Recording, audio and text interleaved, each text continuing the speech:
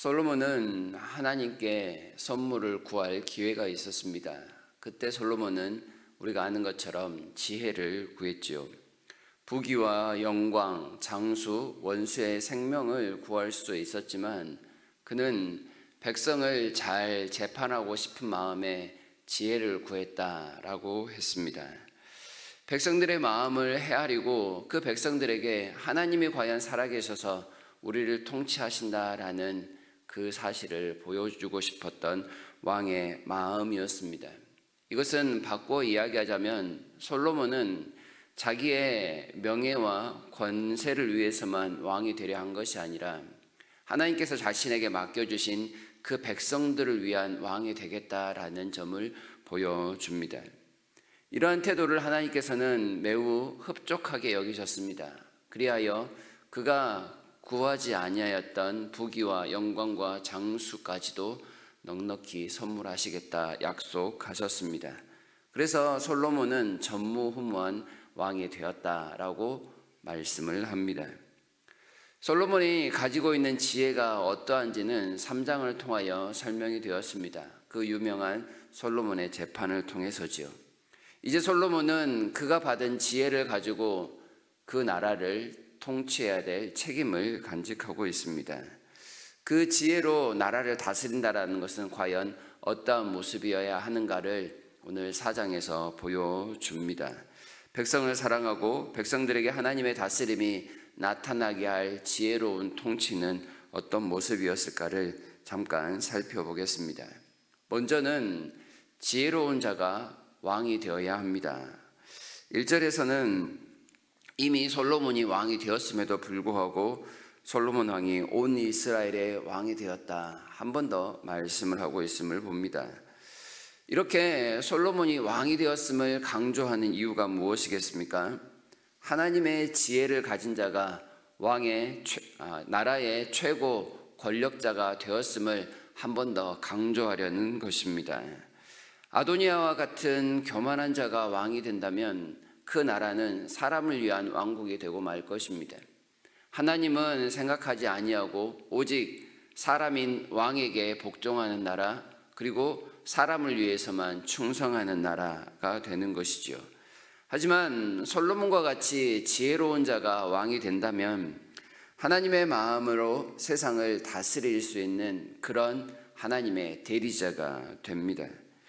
하나님의 지혜가 곧 사람들에게 나타나는 하나님의 통치로 바뀌게 되니 그 나라 백성들이 모두가 다 하나님의 통치를 받는 그런 은혜 가운데 살게 되는 것이지요.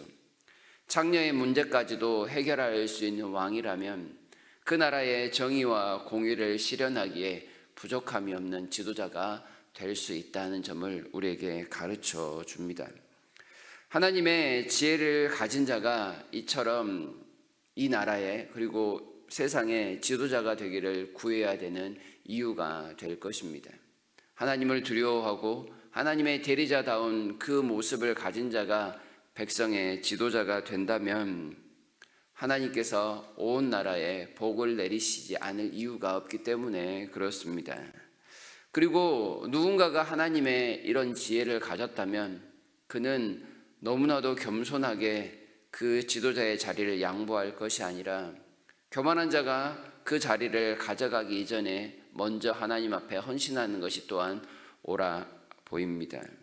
악한 자가 다스리지 않도록 지혜자가 앞장서는 일들 위해서도 기도해야 할 것입니다. 겸손과 사명 사이에서 지혜로운 자는 잘 판단해야 한다는 뜻입니다.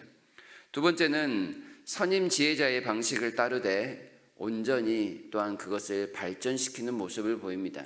2절에서 6절까지는 솔로몬이 세웠던 그 나라의 고관들의 명단이 쭉 나타나 있습니다. 그런데 사무엘하 8장에 보면 그리고 20장에 보면 다윗을 보좌했던 다윗의 고관들의 명단이 또 나타납니다. 다윗의 고관들의 명단과 이 솔로몬의 고관들의 명단이 일부 겹치는 모습을 보입니다.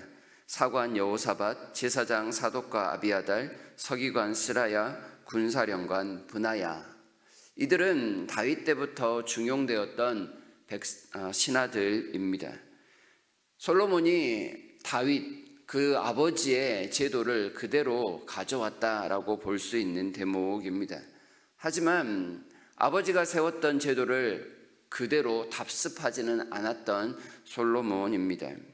다윗이 세우지 않았던 새로운 장관들을, 고관들을 임명하고 있는 모습을 보이기 때문에 그렇습니다. 다윗의 때보다 훨씬 더 커진 왕국의 규모를 관리하기 위해서는 새로운 일꾼들이 필요했었다라는 말이지요. 그래서 지방관장을 총괄하는 아사리아나 왕에버 사붓 국내 대신 아이살 등을 세워서 새로운 제도를 보완하고 있습니다. 다윗의 명단과 솔로몬의 명단, 고관의 명단 사이에서 차이점이 있다면 군사령관이 뒤로 밀리고 제사장이 선두에 나섰다라는 점입니다. 그것은 다윗 시대와 솔로몬의 시대가 완전히 다른 시대였음을 알려줍니다. 다윗은 이스라엘 주변의 원수를 무찌르는 사명을 가지고 있는 사람이었습니다. 그러다 보니 군사령관의 위치가 대단히 중요했습니다. 그러나 솔로몬의 시대는 이제 원수는 다 사라지고 평화의 시대, 성전을 지어야 할 시대입니다. 그래서 제사장이 가장 선두에 서서 하나님과의 화평을 도모하는 역할을 감당하고 있는 것입니다. 솔로몬은 그의 아버지 다윗이 이뤄놓았던 많은 좋은 점들을 그대로 수용하였습니다. 구시대의 것이라고 무조건 폐기하지 않았다라는 겁니다. 솔로몬 이후에 있었던 르호보암은 구시대의 것이라고 무조건 폐기하여 나라에 큰 위기를 가져오는 어리석음을 보였습니다. 솔로몬은 전 시대의 것을 잘 받아들였고 그것을 아주 현실에 맞게 발전시키는 지혜로움을 보입니다. 그래서 그 나라를 더욱더 부강하게 만들었죠.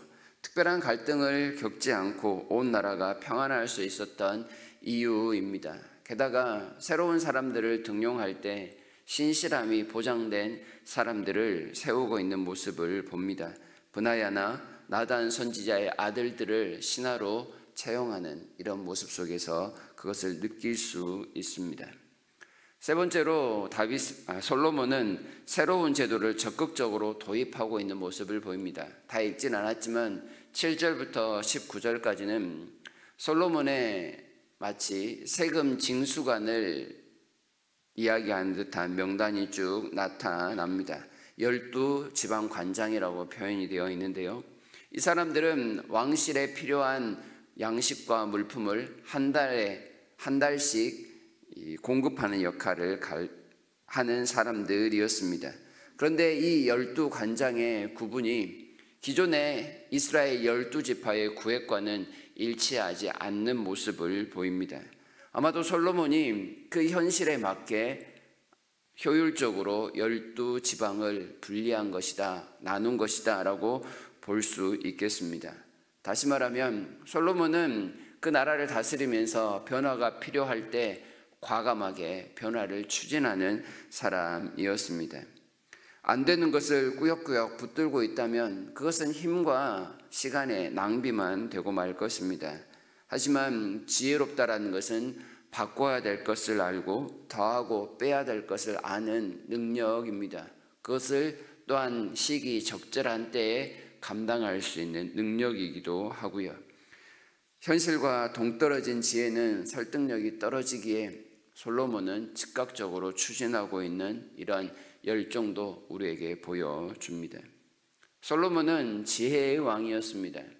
개인의 영달만을 위한 지혜가 아니라 그 나라에 하나님께서 복을 내리시기 위한 지혜임을 그는 분명히 알았습니다. 그래서 그는 지혜의 수장이 되어 하나님 앞에 신실한 백성들을, 신하들을 온전히 세워 관리, 감독하게 했습니다. 그 지혜의 지도자에 따라 신실한 백성들이 일사불란하게 움직이자 그 나라는 평안하였고 모든 것이 넘치는 풍요로운 나라가 되었습니다. 하나님께서 부귀와 영광을 솔로몬에게만 허락하신 것이 아니라 그와 함께한 그의 공동체에게 넉넉히 나누어 주고 계셨다라는 뜻입니다. 그는 왕으로서 모든 백성들을 하나님의 복 가운데로 이끄는 아주 훌륭한 지도자였다라는 공동체였다는 뜻입니다. 지혜로운 사람이 이렇게 지도자가 되었을 때 그 공동체는 복됩니다. 우리가 공동체의 지도자를 위해서 항상 깨어 기도해야 하는 이유입니다. 지혜로 제도를 개편하고 새롭게 마련하니 그 공동체가 든든히 세워져 가기 때문에 그렇습니다. 하나님의 복이 지도자를 통하여 넉넉히 나타나는 모습, 우리가 함께 꿈꾸는 그런 공동체가 아니겠습니까? 그런데 우리에게는 솔로몬보다 더 지혜로우신 이가 우리의 머리가 되시고 지혜자가 됩니다. 예수님을 가리켜 솔로몬과는 비교할 수도 없는 지도자임을 우리에게 가르쳐 주십니다. 예수님께서 우리에게 오셔서 늘 지혜를 깨우치십니다. 말씀으로 가르치시고 성령님을 보내셔서 항상 하나님이 동행하고 계심을 우리에게 나타내어 주십니다. 우리의 삶의 깊숙한 곳에서까지 하나님의 복을 받게 하시려고 이러한 은혜를 내려주신다라는 점을 우리가 기억해야 하겠습니다. 그 지혜를 받아들일 때 우리의 삶이, 우리의 가정이, 우리가 속한 사회의 공동체 역시도 풍요롭고 넉넉해질 수 있음을 알아야 하겠습니다. 우리 개인에게는 하나님께서 직분을 주셔서 하나님의 일들을 감당하게 합니다. 솔로몬의 신하들이 그렇게 신실하게 섬겼던 것처럼 우리는 왕이신 주님을 따라 직분으로서 섬길 때 우리 역시도 하나님의 복을 마음껏 누릴 수 있다는 점을 꼭 기억해야 하겠습니다. 하나님의 복은 부귀와 영광과 지혜와 장수에까지 이르는 넉넉함입니다. 하나님의 그 은혜를 받고 싶다면 지혜자이신 예수 그리스도를 따라 살아가는 일에 매진했으면 좋겠습니다. 그리하여 하나님의 그 넉넉함이 오늘도 우리 모두의 삶에 가득하기를 진심으로 축복합니다.